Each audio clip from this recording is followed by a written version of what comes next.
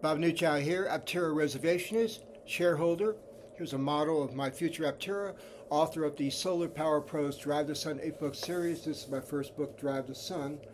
Reading a bit of my journey from carriage to wheelbarrow to driving to walking again and hopefully to soaring in Aptera wingless flight soon. First, I'll be reading an excerpt from a manuscript I started writing years ago called Utopia Bound. The excerpt is of my New York upstate Woodstock country childhood days with my first dog, Bonnie. I'll then read the first of two old pieces of Aptera solar power prose, Walking, mentioning my first EV I named Bonnie Blue from my first book, Drive the Sun, right here. The second piece of old prose, Walk the Talk, is from my second book, Solar Mobility, where I call on the billionaires claiming to be funding and fighting climate change to simply fund Aptera. I hope you enjoy listening and enjoy any of my 26 self-published books on Amazon. Following is my excerpt from Utopia Bound. A mother worked and scraped together what she could to keep us together in our cobblestone Wittenberg house.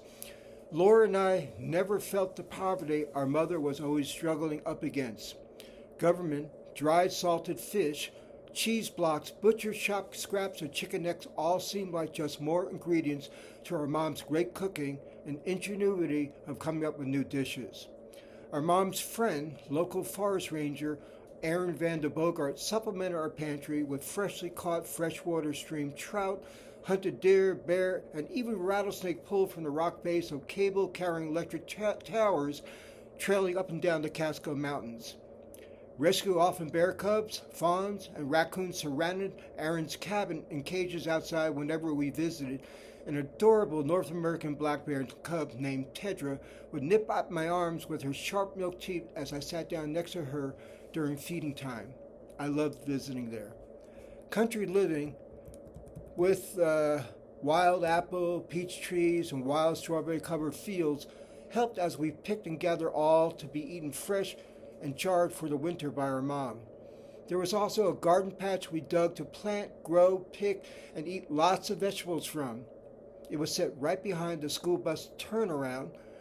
Our house was the last pickup for the school bus that came to take me first to my one-room Mount Trepo Annex schoolhouse during the Cuban Missile Crisis for 1 year, and then afterwards on to my Reginald Bennett Elementary School that overlooked my sister Laura's Ontario Central School down the hill off Route 28.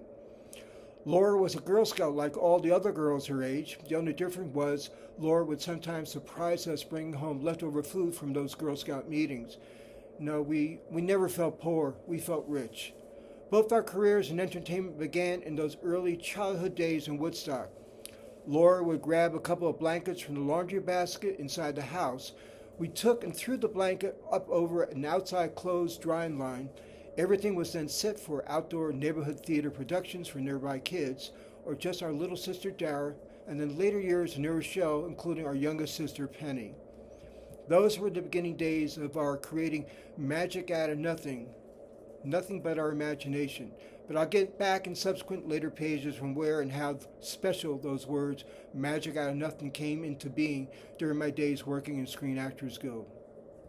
Woodstock, Wittenberg created and holds so much of what I became with an affinity and love for nature's beautiful, innocent creatures that is still central to my soul and wistfully continually takes me back in memories to my youthful formative days inside, outside, behind, and nearby our cobblestone house off Wittenberg's Cold Brook Road. Imagination and wonder of the big world stirred silently within during my many hours high up in a nook of a hickory tree branch. Jutting out from its trunk, I regularly climbed up. Shapes and wisps of clouds would appear drifting through the leaves above me as I looked up into blue skies on sun-filled days.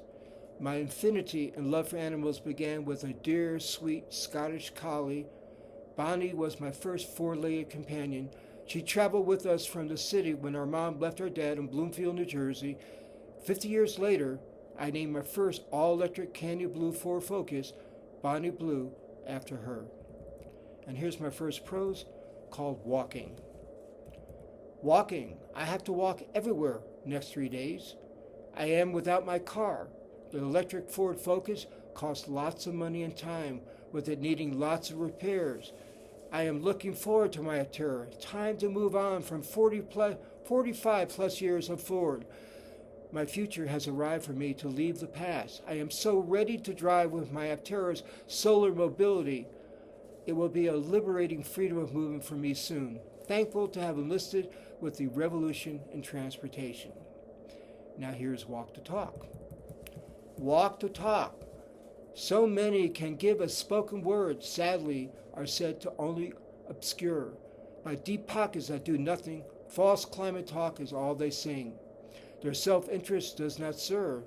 They just spew off another curve to misdirect from their inactions, spewing words that are distractions. With all the money billionaires hold, the planet's dying as they grow old. Hoarding wealth is blind to solution. It's here with the solar EV evolution. So walk the talk to save the planet. Changing ways are not set and granted. Elon, Jeff, and Bill, you have enough? Spare 67 million. It's not that tough. Aptera is ready to roll off the line with his solar mobility saving design, powered by the energy of our sun. A planet's livable future can be won. So many can give a spoken word, sadly, are said to only obscure by deep pockets that do nothing. False climate talk is all they sing. Their self-interest does not serve. They just spew off another curve to misdirect from their inactions, spewing words that are distractions. Walk the talk and drop $60 or $7 million. You can do it with your multi-billion. Walk the talk for today and tomorrow. Save the children from future sorrow. And thanks for listening. Keep hope alive. At least one billionaire will invest seeing the value of and how Aptera's vision of solar mobility fights climate, and he can make some money. Take care until I read my next bit of prose.